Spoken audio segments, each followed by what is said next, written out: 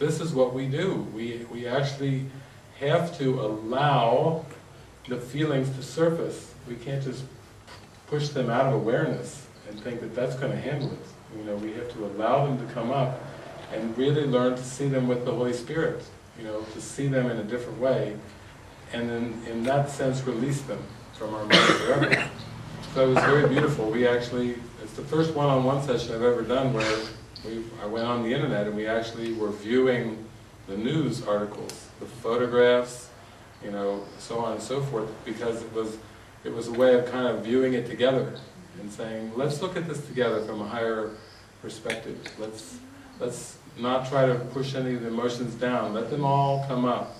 But let's just gently hand them over. And that's really what all of us are doing, whether it's around people being murdered, or whether it's around relationship issues, health issues, financial issues. It doesn't really matter what the chatter is about. You know, we're allowing ourselves to let that stuff come up and to hand it over.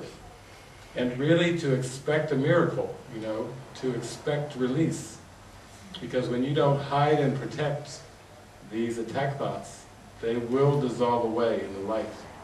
It's just the idea of protecting things, holding on to things, clinging to things, you know, that's what keeps it in awareness, and when we don't protect it anymore, it goes.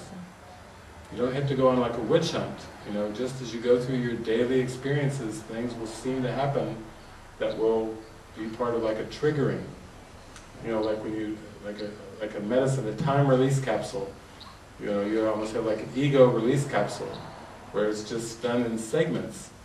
And until you reach a point where you say, enough is enough, we can let go of the time release now too. We don't have to, it doesn't take time to forgive, it just seems to take time when the mind's too afraid of what forgiveness would bring.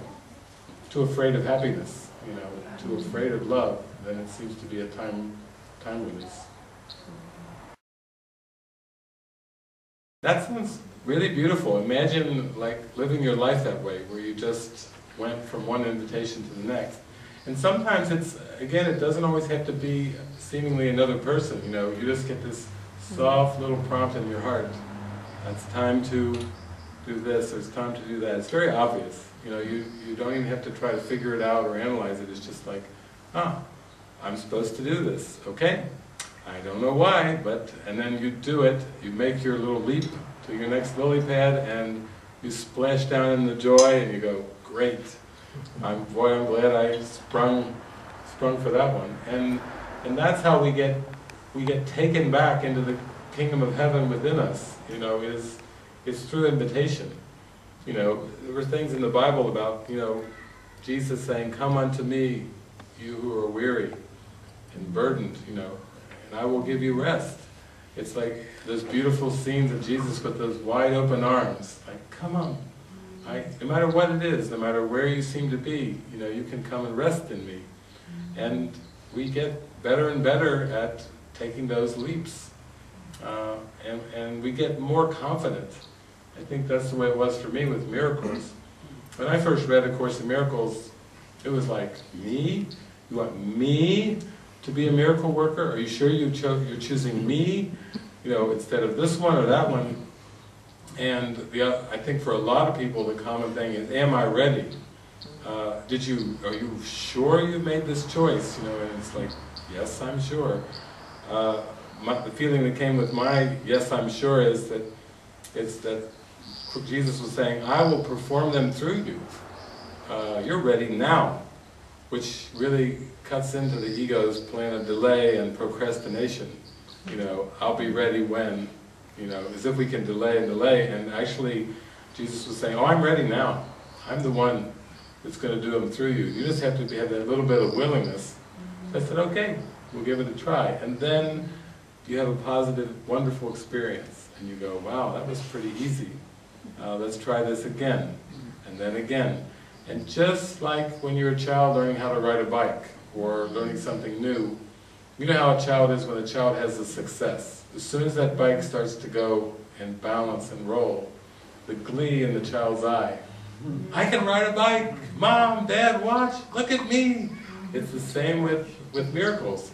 You know, you it's before you know it, it's like you can actually do it, and it's, it's not like, it's just like, not like Bruce Almighty where you have to like, part the Red Sea, or part a, he does it in a restaurant with a cup of tomato soup, a bowl of tomato soup, he goes like this, and then you see the sides of the tomato soup going up against the bowl, and like he's really thrilled when he, I guess if you could part the tomato soup, but it's not like you're aiming for like supernatural kind of experiences. I mean, at times they do feel like you're lifted up in some way, and time and space are reconfigured in some way, because you may have that feeling like, what just happened? Or you feel like there was no passage of time at all.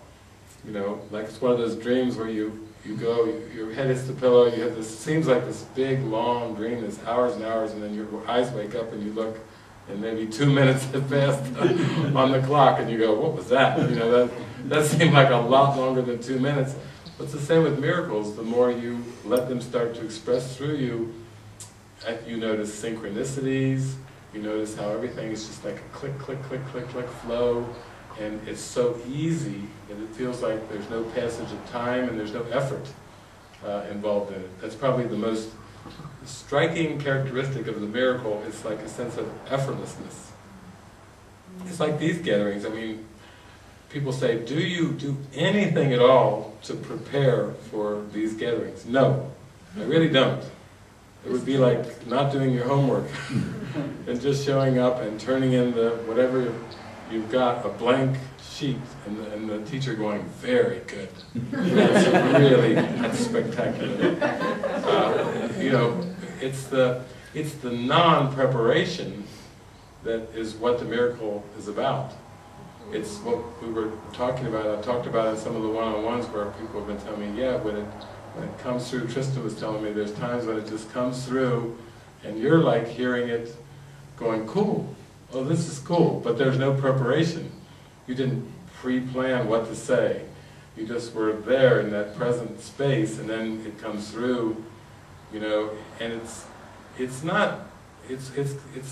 really not like teaching in the world. I mean, teachers in the world tend to do a lot of preparation. Most teachers go through quite a lot of education, and then they have to do lesson plans, and they walk in, and they've got everything folded out and laid out. When I was in university for 10 years. I was a graduate assistant, teaching assistant, and then when I finally got out of all that, I was hired to teach a psychology class that was 4 hours long. Each class was 4 hours long, and after they hired me, I said, well, what's the class like? And they said, 4 hours. They said, 4 hours? I thought, my God, I've never taken a 4-hour class, but to teach a 4-hour class, the ego is a bit like, oh, this will be great. You'll probably get 1 week, you'll be talking, and you'll get maybe through 2.5 hours or 3 hours or something, and you'll go dry. You'll just get to the point where your mouth will just clamp up, and you'll just, and all the students will go, duh, you were a teacher, because the Holy Spirit told me you can't have lesson plans. You can't have lesson plans at all. You can't plan these classes out. And so that's where the thought would come into. The fear thought was, after 2.5, 3 hours, 1 week, I would sit there and have all these students looking at me, gawking, going, "You're a teacher. They're paying you to teach us. Do your job." And so when I would just show up there, before I would go to the classes, the Holy Spirit was like giving me, it would be a swirl of ideas and possible themes that would be coming through, but nothing, nothing memorized or pre-planned, and then I would just show up, and just with love in my heart and a willingness to be truly helpful,